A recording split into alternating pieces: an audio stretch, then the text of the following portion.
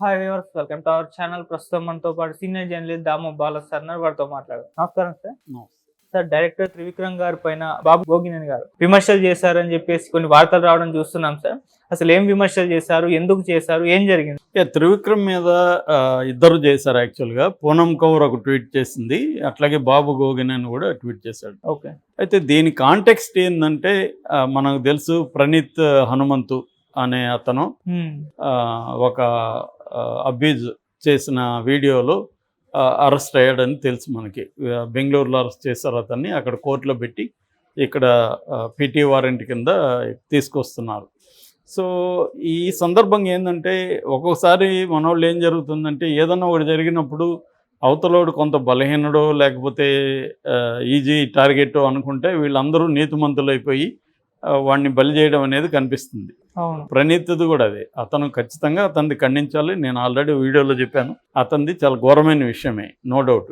కానీ తాము సచ్చీలమైనట్టు, ముఖ్యంగా సినిమాలో చాలామంది హీరోలు చాలామంది ఖండిస్తున్నారు. దాంట్లో వీళ్ళు నటించిన సినిమాల్లో ఇంకా దారుణమైన సీన్లు ఉన్నాయి.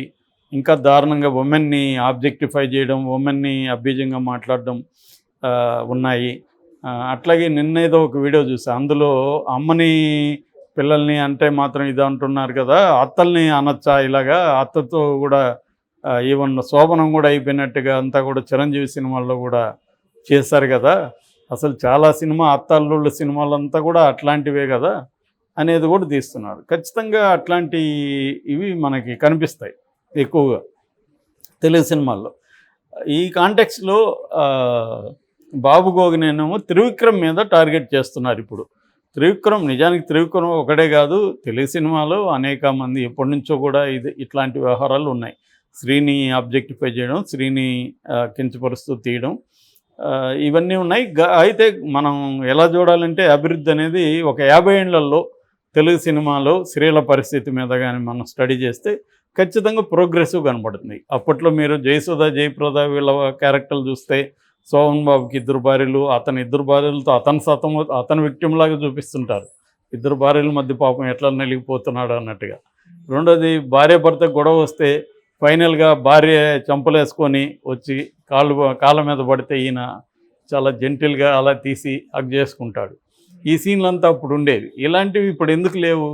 ఇప్పుడు ఎందుకు లేవు అంటే సమాజంలో లేవు. జనరల్గా సినిమా ఏం చేస్తుందంటే సమాజాన్ని రిఫ్లెక్ట్ చేస్తుంది, అంటే మిర్రర్ లాగా చూపించదు, రిఫ్లెక్ట్ చేస్తుంది. అంటే సమాజంలో ఉండే అనేక అంశాలని కాంటెంపరీగా ఉంటుంది సినిమా. ఎప్పుడు కాంటెంపరీ సమాజంలో విషయాల్ని రిఫ్లెక్ట్ చేస్తుంది. సాహిత్యం కంటే కూడా ఈ విషయంలో అడ్వాన్స్గా ఉంటుంది సినిమా.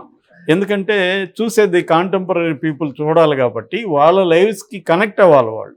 కాబట్టి అందుకని సమాజంలో స్త్రీల పరిస్థితుల్లో మార్పులకు అనుగుణంగా సినిమా కూడా ఆ విషయంలో, ఇప్పుడు ఇంతకుముందు స్త్రీలందరూ ఏమండి ఏమండి అని మాత్రం అనేవాళ్ళు భర్తల్ని. ఇవాళ ఒరే అని కూడా సినిమాల్లో, చాలా సినిమాల్లో పోరా అనే టైటిల్సే వస్తున్నాయి.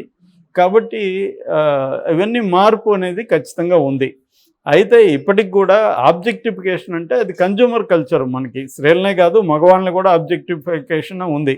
లేదంటే మాట్లాడితే షర్ట్ ఇప్పించేస్తున్నారుగా మగవాళ్ళ దగ్గర ఈ మధ్య, 6 ప్యాక్లు చూపించేస్తూ, అవసరం ఉన్న లేకపోయినా బాడీలు, మన ప్రభాస్ అదే కదా పరిస్థితి. సో అవసరం ఉన్న లేకపోయినా షర్ట్లు ఇప్పేసి చేస్తున్నారు. సో మేల్ బాడీ కూడా ఆబ్జెక్టిఫై అవుతుంది. అయితే ఇక్కడ డెరిగేటరీ డైలాగ్స్ స్త్రీల మీద త్రివిక్రమ్ శ్రీనివాస్ సినిమాలో ఉన్నాయన్న విషయాన్ని బాబు గోగినేని మాట్లాడాడు. రీసెంట్గా అదేం సినిమా అది, గుంటూరు కారంలో అమ్మాయిని అడిగేటప్పుడు ఇదేంటి గుడ్డు చిన్నగా ఉంది, నువ్వు పెట్టావా కోడి పెట్టావా అనేది అడిగాడు. అది ఆటోమేటిక్గా మనకి నవ్వు వస్తుంది, కానీ దట్ ఈజ్ ద డెరిగేటివ్. అదే మనం బయట అంటే తంతారు, ఎవరినన్నా విమెన్ని అంటే తంతారు. ఈ ఆబ్జెక్టిఫికేషను, వాళ్ళని తక్కువగా చూడడం, డెరిగేటర్గా వాళ్ళని చేయడం, అంటే మేల్ డామినేషన్తో మాట్లాడడం, ఇటువంటివి ఖచ్చితంగా అందరి సినిమాల్లోనూ ఉంటాయి. ఇక్కడ ఎవరు స్త్రీని ఈక్వల్గా చూడడానికి తీసిన సినిమాలు కాదు. సో త్రివిక్రమ్ సినిమాలు నేనైతే ఎక్కువ చూడలేదు, కానీ అతని సినిమాల్లో కూడా మనకు కనబడతాయి. క్లిప్స్ అవి వస్తున్నప్పుడు చూస్తాం కదా, కనబడతాయి. సో దాన్ని బాబు గోగినేని చెప్పాడు. అంటే మీరు సినిమా వాళ్ళు ఇప్పుడు ఆ ప్రణీత్ని ఖండించడానికి బయలుదేరారు. మీరేమన్నా తక్కువ అనేది, ఎందుకంటే సినిమా వాళ్ళు ఎక్కువ స్పందించారు. సుధీర్ బాబు, చాలామంది, మన విష్ణు, మంచు మనోజు, అవును. అతను ఎవరు, చిరంజీవి, సాయిధరం. సాయి ధర్మతేజ, వీళ్ళు చాలా అగ్రెసివ్. మరి సాయి ధర్మతేజ వాళ్ళ మామయ్య సినిమాల్లోనే బోల్డ్ ఘోరం అంతా ఉంది. చిరంజీవి సినిమాల్లో స్త్రీలని ఎట్లా చూడడం అంటే ఫిమేల్ సెక్సువాలిటీని కంట్రోల్ చేయడమే హీరో పని అనమాట చాలా సినిమాల్లో. దాని మీద మా ఫ్రెండ్ బ్రహ్మాండమైన బుక్ కూడా రాశాడు, మెగాస్టార్ అని.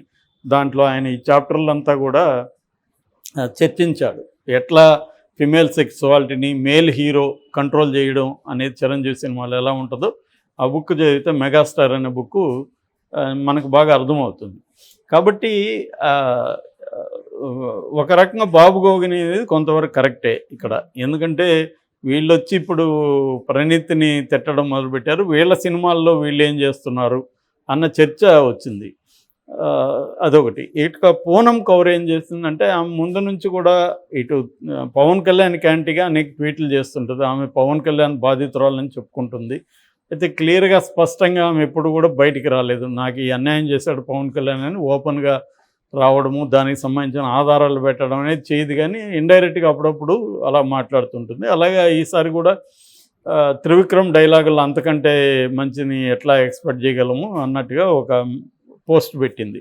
అంటే ఆమె చెప్పింది ఏంటంటే, జల్సాలో బ్రహ్మానందం పవన్ కళ్యాణ్ మాట్లాడుతున్నప్పుడు రేపుకు సంబంధించిన డైలాగులు రన్ అవుతుంటాయి అనేది చెప్తున్నారు. నాకు అది గుర్తులేదు ఆ సీను. మొత్తానికి అక్కడ అటువంటివి ఉన్నాయనేది ఆమె చెప్పింది. త్రివిక్రమ్ అంతకంటే మెరుగైనవి త్రివిక్రమ్ నుంచి ఆశించలేమని. దాంతో ఒక అతను ఎవరు ఆమెకి కౌంటర్ ఇస్తూ, త్రివిక్రమ్ టాలెంట్ గురించి నువ్వేం చెప్పేది అన్నట్టుగా, అంటే నువ్వు నీ అనుభవం నుంచి చెప్తున్నావు, నేను నా అనుభవం నుంచి చెప్తున్నాను, త్రివిక్రమ్ అనేవాడు ఎంత ఘోరంగా ఉంటాడో నాకు తెలుసు అనేది ఆమె. గురూజీ కాదు అతను, ఇటువంటి ఒక డర్టీ క్యాండిడేట్ అన్నట్టుగా ఆమె రాసింది. ఓకే. సో దీని మీద ఇప్పుడు చర్చ జరుగుతుంది. అంటే త్రివిక్రమ్ని ఇప్పుడు ఈ ప్రణీత్ హనుమంతు దీంట్లోకి లాగారు. అంటే ఇది ఎక్కడో స్టార్ట్ అయ్యి చర్చ మారిపోయింది. అంటే అదేదో సామెత ఉంది కదా, మనం మాత్రం వేరేవాడేదో చేసినప్పుడు మనం సత్శీలురైనట్టు, మనం అంతా కరెక్ట్గానే ఉన్నట్టు. ఇది జనరల్గానే సమాజంలో ఉండే ఇది. ఎవరైనా అవినీతి పరుడు దొరికిపోతే వాడిని తిడుతుంటారు. వీడు బండి పట్టుకుంటే వీడు 100 రూపాయలు ఇచ్చి బయటకు వస్తాడు పోలీసులు పట్టుకుంటే. మనం అందరం కూడా ఏదో ఒక పద్ధతిలో అవినీతికి పాల్పడని వాళ్ళు ఎవరు ఉండరు. ఎందుకంటే సమాజం స్ట్రక్చరల్లోనే ఆ ప్రాబ్లం ఉంటుంది. అన్నీ అవినీతి అనేది సిస్టంలో లేకుండా చేయాలి తప్ప వ్యక్తులుగా అవినీతికి బయట ఉండడం అనేది సాధ్యం కాదు. ఓకే. ఎవరో ఒకరిద్దరు ఉండొచ్చు, కానీ దానివల్ల అనేక సమస్యలు ఎదుర్కోవాల్సి ఉంటుంది.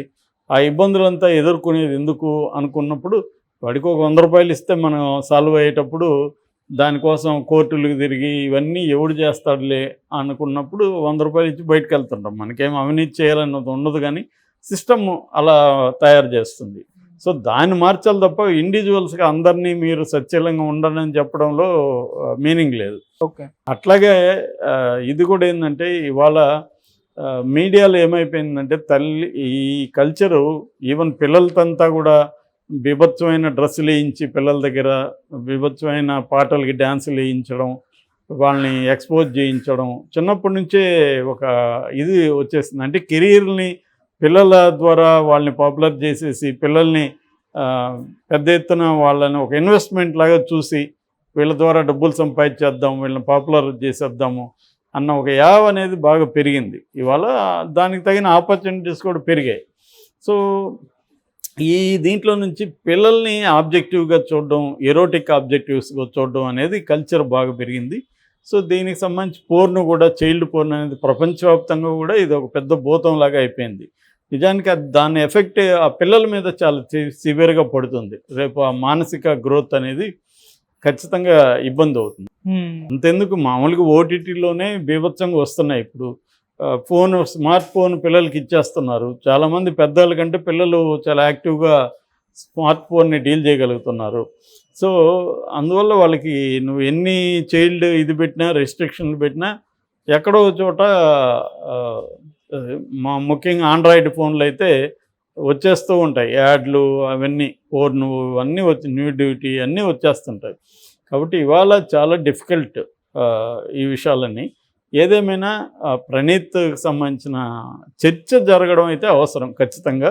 అతను ఒక్కడే దోషి కాదు, మనం అందరం కూడా ఎంతో కొంత ఈ విషయంలో దోషులమే అన్న ఒక ఎరుక అనేది కూడా ఇంపార్టెంట్. ఓకే. ఏదో అతను ఒక్కడే, అతను వేసేయండి, మూసేయండి, చంపేయండి అన్నట్టుగా మాట్లాడుతున్నారు.